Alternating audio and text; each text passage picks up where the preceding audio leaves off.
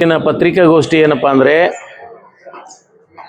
July 25, 26, 27 ಮೂರು ದಿನದ ಅತ್ಯಂತ ಪ್ರಮುಖವಾದಂಥ ರಾಷ್ಟ್ರ ಕಾರ್ಯಕ್ರಮ ಇರೋದ್ರಿಂದ ಒಂದು 3 ಅಂಶದ ಮೇಲೆ ಕಾರ್ಯಕ್ರಮ ಇದೆ. 3 ಅಂಶ ಅಂದ್ರೆ ಏನು? ಒಂದು, ಆಹಾರ ಪದ್ಧತಿ ಚೇಂಜ್ ಆಗಬೇಕು.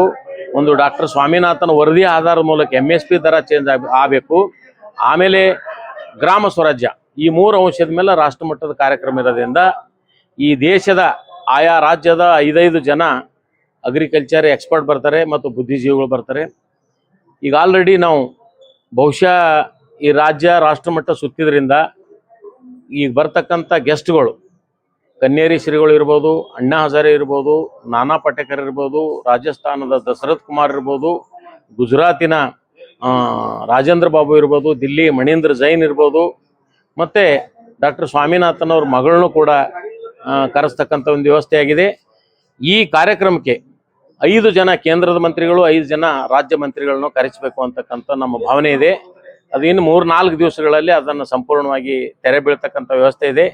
ಯಾಕೆ ಆ ಮಂತ್ರಿಗಳನ್ನ ಕರೆಸ್ತಾ ಇದ್ದೀವಿ ಅಂದರೆ, ಈ ದೇಶದಲ್ಲಿ ಈ 3 ಅಂಶದ ಮೇಲೆ ಈಗ ನೋಡಿ, ಆಹಾರ ಪದ್ಧತಿ ಚೇಂಜ್ ಆಗಲಿಂದ 70-80% ರೋಗಗ್ರಸ್ತ ಜನರು ಈ ದೇಶದಲ್ಲಿ ಇರೋದ್ರಿಂದ ಇವರನ್ನ ಸಂರಕ್ಷಣೆ ಮಾಡಬೇಕಾದ್ರೆ ಅವರ ಆಹಾರ ಪದ್ಧತಿ ಚೇಂಜ್ ಆಗ್ಬೇಕಂತಕ್ಕಂಥ ವ್ಯವಸ್ಥೆ.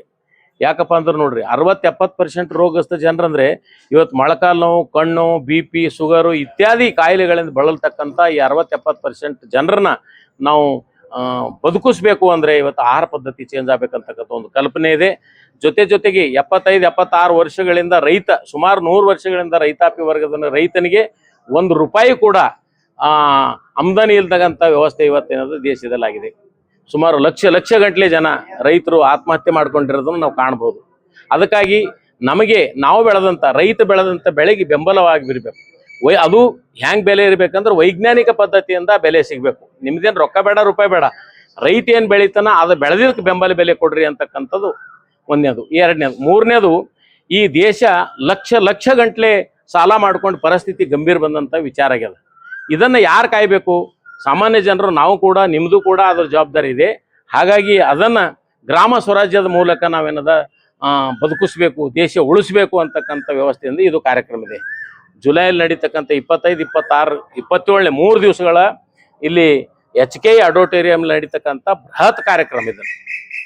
ಇದಕ್ಕೆ ಎಲ್ಲ ಈ ಪ್ರಗತಿಪರ ರೈತರಿರ್ಬೋದು, ದೇಶಾಭಿಮಾನಿಗಳು ಇರ್ಬೋದು, ದೇಶ ಕಾಯ್ತಕ್ಕಂಥ ಆರ್ಮಿ ಜನ ಇರ್ಬೋದು, ಎಲ್ಲರೂ ಕೂಡ ಕೂಡ್ತಕ್ಕಂಥ ವ್ಯವಸ್ಥೆ ಇದೆ. ಸುಮಾರು 3 ದಿನಗಳ ಕಾಲ ಅಂದರೆ ಒಂದು ದಿವಸಿಗೆ 5 ಜನ ಅತ್ಯಂತ ಪ್ರಮುಖರನ್ನು ಸೇರ್ತಕ್ಕಂಥದ್ದು. ಹೀಗೆ 3 ದಿನಗಳ ಕಾಲ ಕಾರ್ಯಕ್ರಮ ನಡೀತಕ್ಕಂಥದ್ದು ಒಂದು ದೊಡ್ಡ ಶಕ್ತಿ ಪ್ರದರ್ಶನ ಇದೆ.